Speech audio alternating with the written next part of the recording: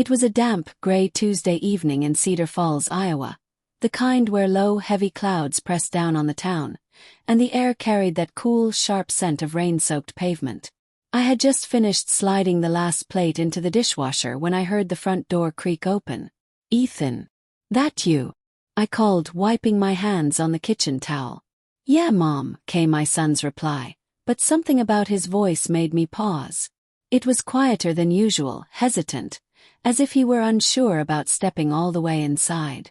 Ethan, 17, normally burst into the house with boundless energy, dropping his backpack wherever it landed, heading straight for the refrigerator without so much as a pause.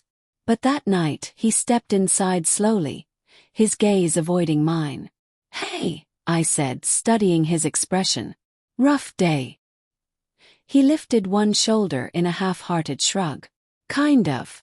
I waited for him to say more, but instead, he carefully took off his jacket and hung it up, a small action but unusual for him. My son was not the hang-up-your-jacket type of teenager. Something was definitely different. When he finally looked at me, I caught a flicker of unease in his hazel eyes.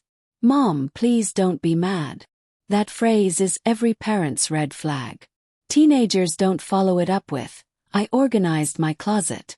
"All right," I said slowly, folding my arms. "What happened?" He drew in a deep breath. "I need to tell you something, but you have to promise not to freak out." "Ethan, I can't promise that until I know what it is," I replied, feeling my heart pick up speed. He hesitated, then reached into his backpack. My mind jumped through 100 scenarios, none of them good. When his hand emerged, it was holding a small cardboard box. "What's that?"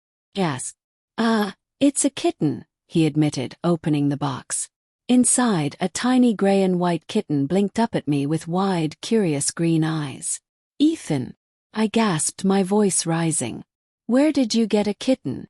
"See. I knew you'd be upset," he said quickly, clutching the box closer. "But I couldn't just leave her there." The story came spilling out.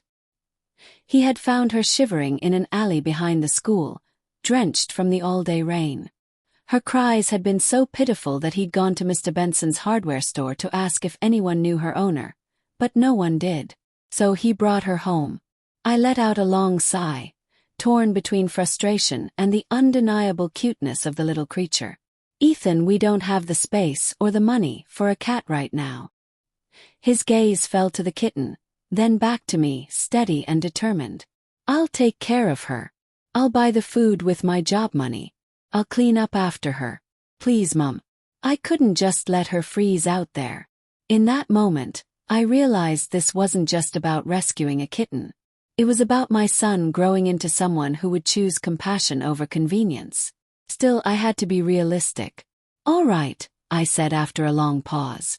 "We can keep her for now, but she needs to see a vet." The relief on Ethan's face was instant, his smile breaking wide. "Thanks, Mom. You're the best."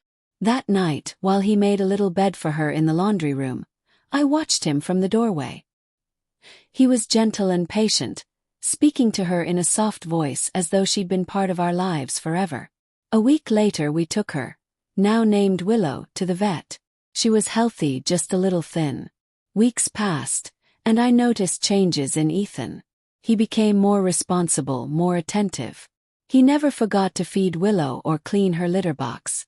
I'd often find him on the couch with her curled in his lap, both of them content. One afternoon I asked, "Why was it so important to you to keep her?" He scratched Willow under the chin, thinking for a moment. "Because I know what it's like to need someone and not have anybody there. I didn't want her to feel that way." My throat tightened. He didn't need to explain. I knew he was talking about the months after his father left, when both of us had been adrift, feeling the weight of absence. In a way, the kitten he had rescued us too. 2 years later, Willow is firmly part of our family. Sometimes when I watch Ethan head out the door for his college classes, Willow padding behind him to the porch as if to see him off, I think about that rainy Tuesday. It's a reminder that one small act of kindness can change everything, not just for the one you help, but for yourself. That night I didn't need to be angry. I needed to be proud. And I still am every single day.